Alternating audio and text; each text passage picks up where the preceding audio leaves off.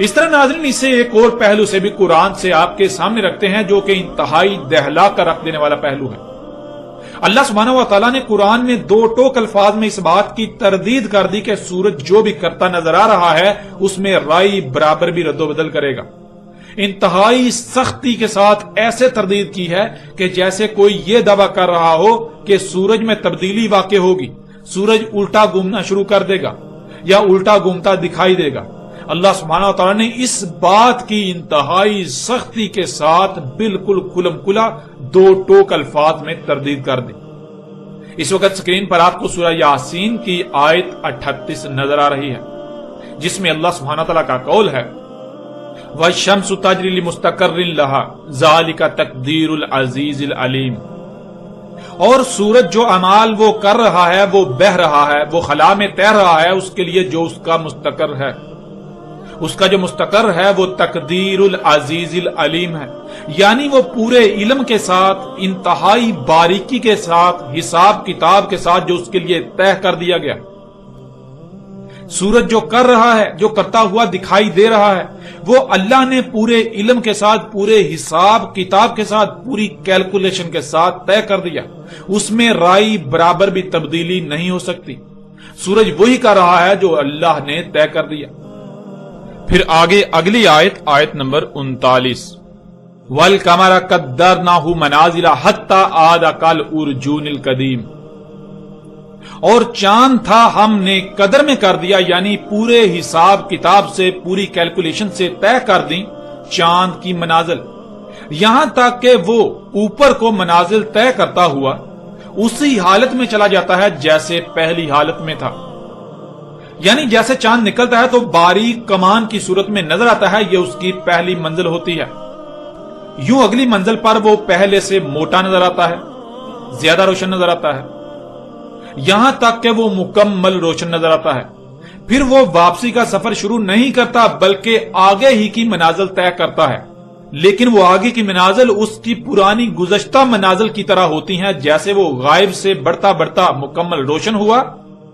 ایسے ہی وہ آگے بڑھتے بڑھتے مکمل روشن سے کم ہوتے ہوتے پھر پرانی غائب حالت میں چلا جاتا ہے۔ پھر ناظرین اگلی آیت سورہ یاسین کی آیت نمبر 40 لا الشمس ينبغي لها ان تدرك القمر ولا الليل سابق النهار وكل في فلك يسبحون،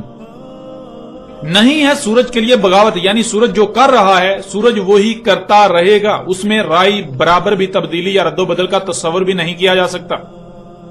نہیں ہے سورج کے لیے رائی برابر بھی بغاوت کہ اس کے ایسا کرنے سے چاند کو اس بات کا ادراک ہو جائے کہ چاند کی منازل سورج سے مشروط ہیں، روشنی اس کی اپنی نہیں بلکہ وہ سورج سے لے رہا ہے، اور نہ ہی لیل ہے کہ سابق ہو رہی ہے نہار، یعنی جیسے پہلے رات ہے اور پھر دن، یہی سلسلہ یوں ہی چلتا آ رہا ہے، چل رہا ہے اور چلتا رہے گا، اس میں تبدیلی کا تصور بھی نہیں کیا جا سکتا، اور نہ ہی کبھی تبدیلی ہونے والی ہے کہ دن کی جگہ رات لے لے اور رات کی جگہ دن لے لے، اور تمام کے تمام اپنے اپنے مدار میں ایسے تیر کر اپنی اپنی ذمہ داری کو پورا کر رہے ہیں جیسے ان کے لیے قدر میں کر دیا گیا، یعنی جیسے انتہائی باریکی سے، پورے علم و حکمت سے، پورے حساب کتاب سے ان کے لیے کرنا طے کر دیا گیا، ان کی ذمہ داری طے کر دی گئی۔ ناظرین ان آیات میں تو اللہ سبحانہ و تعالیٰ نے بالکل دو ٹوک الفاظ میں اس بات کی نفی کر دی کہ سورج کبھی الٹا سفر کرتا ہوا دکھائی دے گا۔ اب ناظرین ذرا اس بات میں غور کریں کہ اگر سورج الٹا سفر کرنا شروع کر دے، الٹا سفر کرتا ہوا دکھائی دے، تو رات کی جگہ دن اور دن کی جگہ رات لے لے گی۔ ناظرین اس وقت اللہ کے قانون میں پہلے لیل یعنی رات ہے،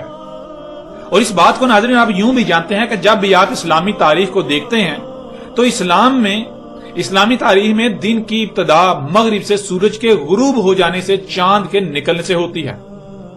جیسے ہی سورج غروب ہوتا ہے تو دن شروع ہو جاتا ہے، یوم شروع ہو جاتا ہے۔ یوم میں پہلے لیل آتی ہے، رات آتی ہے، اندھیرا آتا ہے، پھر اس کے بعد روشنی آتی ہے، اس کا دوسرا مرحلہ۔ اللہ نے ہر شے سے اس کا جوڑا خلق کر دیا، تو اللہ نے یوم سے بھی اس کا جوڑا خلق کیا۔ یوم سے اس کا جوڑا لیل ہے اور پھر لیل سے ہی نہار اس کا جوڑا خلق کر دیا۔ یوں اللہ کے قانون میں پہلے لیل ہے، بعد میں روشنی آتی ہے۔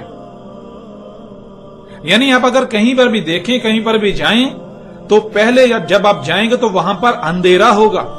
بعد میں وہاں روشنی لے کر جائی جاتی ہے۔ ایسا نہیں ہوتا کہ کہیں پر آپ اندھیرا لے کر جائیں روشنی پہلے سے موجود ہے، نہیں، کائنات میں اللہ کے قانون میں پہلے اندھیرا ہے، بعد میں روشنی وجود میں آئی۔ اس لیے اللہ کے قانون میں رات لیل پہلے ہے اور دن بعد میں۔ تو یہی اللہ سبحانہ و تعالیٰ نے کہا کہ اگر سورج الٹا سفر کرنا شروع کرتا ہے، اگر سورج بغاوت کرتا ہے تو کیا ہوگا، اس سے نہار جو ہے وہ لیل کی سابق ہو جائے گی۔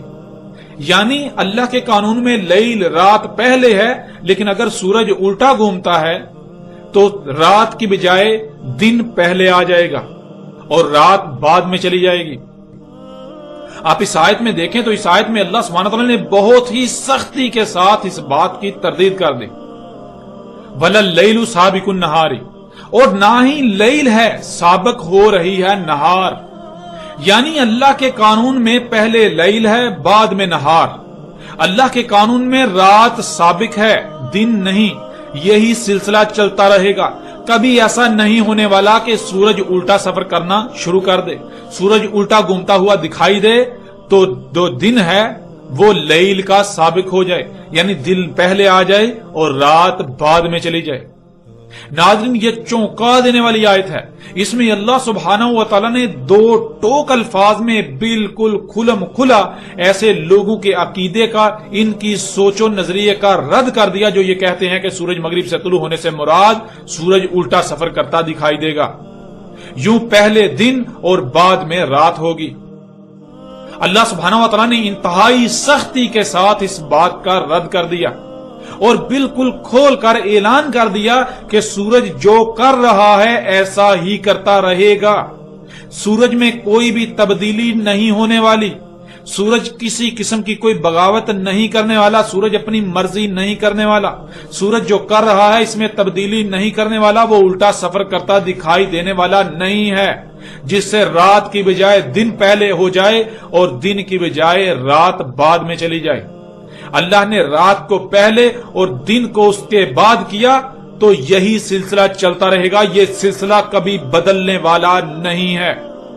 اور پھر ناظرین، اس سے پیچھے اسی آیت میں اللہ سبحانہ تعالی نے کہا کہ نہیں ہے سورج کے لیے بغاوت کے جس سے چاند کی منازل میں فرق آئے، جس سے چاند کی منازل میں فرق ظاہر ہو کر چاند کو یہ ادراک ہو جائے کہ یہ روشنی اس کی اپنی نہیں بلکہ سورج سے لے رہا ہے۔ اللہ سبحانہ وتعالی نے سورہ یاسین کی آیت نمبر 39 میں یہ بات بالکل کھول کر واضح کر دی کہ اور چاند تھا ہم نے قدر میں کر دیا، یعنی پورے حساب کتاب سے، پوری کیلکولیشن سے طے کر دی چاند کی منازل، یہاں تک کہ وہ اوپر کو منازل طے کرتا ہوا اسی حالت میں چلا جاتا ہے جیسے پہلی حالت میں وہ تھا۔ یعنی جیسے چاند نکلتا ہے تو وہ باریک کمان کی صورت میں نظر آتا ہے تو یہ اس کی پہلی منزل، یوں اگلی منزل وہ پہلے سے موٹا نظر آتا ہے، یہاں تک کہ وہ منازل طے کرتا ہوا آگے بڑھتا بڑھتا مکمل روشن ہو جاتا ہے، پھر وہ واپسی کا سفر شروع نہیں کرتا بلکہ وہ آگے ہی کی منازل طے کرتا ہے، لیکن وہ آگے کی منازل اس کی پرانی گزشتہ منازل کی طرح ہوتی ہیں۔ جیسے وہ غائب سے بڑھتا بڑھتا مکمل روشن ہوا، اسی طرح وہ مکمل روشن سے کم ہوتا ہوتا آگے مکمل غائب ہو جاتا ہے۔ اب ناظرین غور کریں، ایسا کیسے ہوتا ہے؟ کیا چاند کی اپنی روشنی ہے؟ یہ راز بھی آج کھل چکا کہ چاند کی اپنی روشنی نہیں ہے بلکہ سورج کی روشنی ہے جو کہ چاند پر پڑتی ہے اور منعکس ہو کر واپس زمین پر آتی ہے۔ ذرا غور کریں، اگر سورج الٹا گھومنا شروع کر دے تو کیا چاند کی وہی منازل برقرار رہیں گی جو اللہ نے طے کر دیں، جو اللہ نے قدر میں کر دیں؟ کیا چاند ویسے ہی منازل طے کرے گا؟ مثلا اگر چاند کی 7 تاریخ ہو اور سورج اچانک الٹا سفر کرتا دکھائی دینے لگے، سورج اچانک الٹا سفر کرنا شروع کر دے تو کیا چاند حسب سابق آگے ہی کو منازل طے کرے گا یا پھر آگے بڑھنے کی بجائے جو منازل طے کر کے آیا واپس وہی منازل پیچھے کو طے کرنا شروع کر دے گا؟ حقیقت آپ کے سامنے ہے، یوں چاند کو تو بالکل واضح ادراک ہو جائے گا کہ یہ روشنی اس کی اپنی نہیں بلکہ سورج کی ہے، کیونکہ اگر اس کی اپنی روشنی ہوتی تو جو پہلے سے سلسلہ چلتا آ رہا ہے سورج کی اپنی سمت بدل لینے سے بھی وہی سلسلہ برقرار رہنا چاہیے تھا، لیکن سورج کی سمت بدلنے سے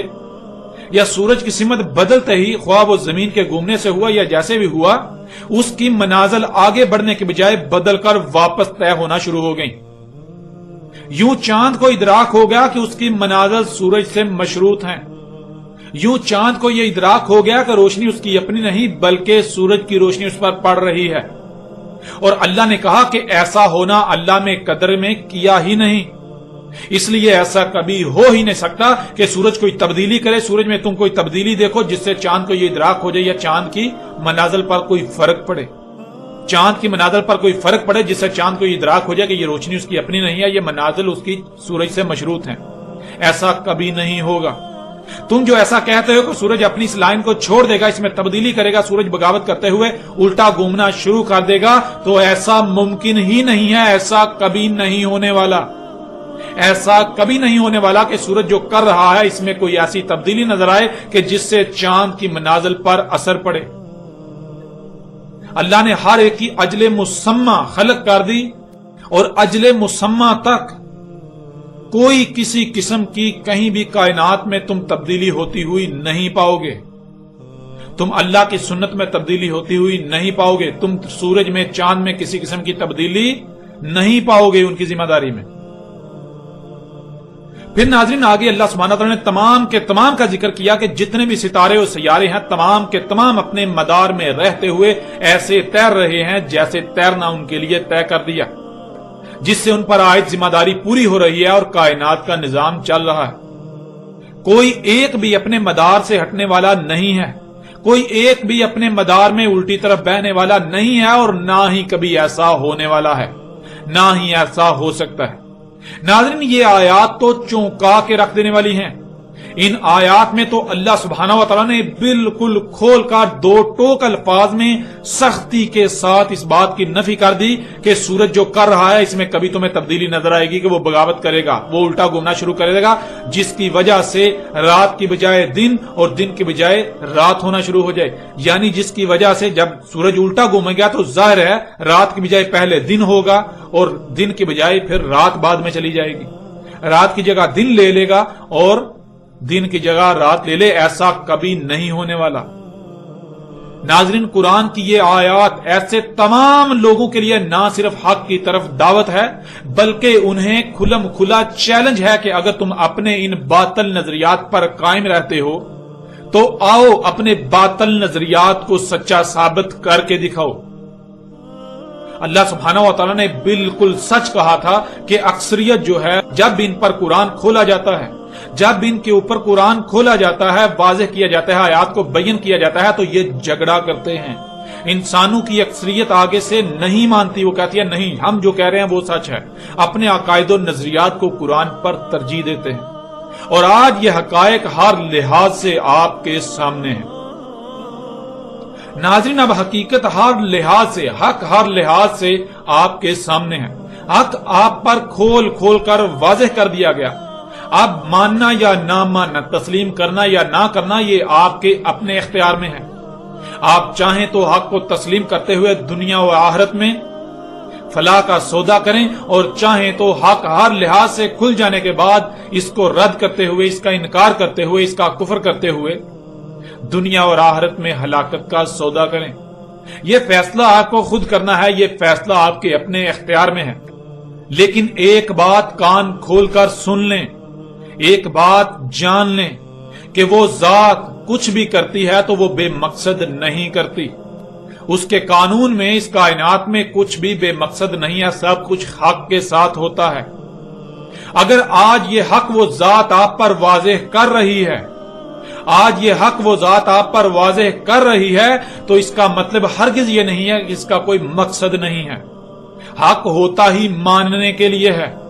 باطل کو ہلا کر اکھاڑ کر رکھ دینے کے لیے، باطل کو صفحہ ہستی سے مٹا دینے کے لیے۔ اگر وہ ذات حق کو واضح کر رہی ہے تو ظاہر ہے منوانے کے لیے، اب اگر تو آپ خود اپنے دل سے مان جاتے ہیں، خوشی سے مان جاتے ہیں، تو آپ اپنا ہی فائدہ کریں گے، اور اگر آپ نہیں مانتے تو جان لے وہ ذات منوانے پر بھی قادر ہے۔ جیسے زبان کا کام ہے صرف پیغام پہنچانا، زبان کسی کو زبردستی نہیں منوا سکتی، بالکل اسی طرح ہاتھوں کا کام ہے قوت سے منوانا، زور سے منوانا، ڈنڈے سے منوانا۔ تو جب ہاتھ حرکت میں آتے ہیں تو ہر کوئی مان جاتا ہے۔ آپ غور کریں، جب اللہ سبحانہ و تعالیٰ نے موسیٰ علیہ السلام کو آل فرعون کی طرف بھیجا تو کیا فرعون مان گیا؟ موسیٰ علیہ السلام اللہ کی زبان تھے۔ موسیٰ علیہ السلام کا کام یہ تھا کہ وہ صرف اور صرف اللہ کا پیغام پہنچائیں گے۔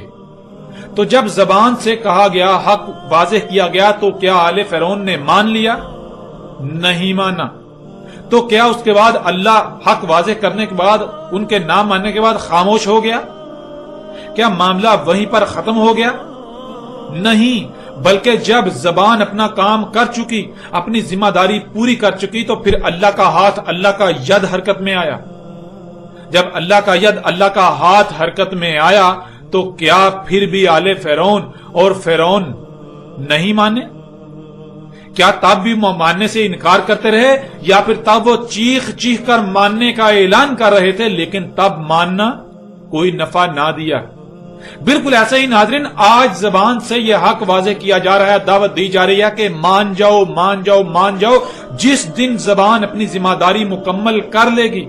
جس دن یہ پیغام آپ تک مکمل پہنچ گیا، تو عین اسی وقت، اس کے فوراً بعد اللہ کا ید، اللہ کا ہاتھ حرکت میں آئے گا۔ جب ہاتھ حرکت میں آئے گا، جب ڈنڈا حرکت میں آئے گا، تو پھر دیکھیں گے کون نہیں مانتا۔ اگر تم سچے ہوئے، اگر تم حق پر ہوئے، تو پھر بھی نہ ماننا، پھر بھی نہ ماننا، نہ مان کر دکھانا، اپنے اسی قول پر، اپنے اسی دعوے پر، اپنی اسی بات پر ڈٹ کے دکھانا۔ ناظرین، حق ہر لحاظ سے آپ پر کھول کھول کر واضح کیا جا چکا، اس کے باوجود آئندہ قسط میں اسی موضوع پر ایک اور پہلو سے تفصیل کے ساتھ بات کریں گے کہ اللہ سبحانہ و تعالیٰ نے اس حوالے سے مزید قرآن میں کیا رہنمائی کی۔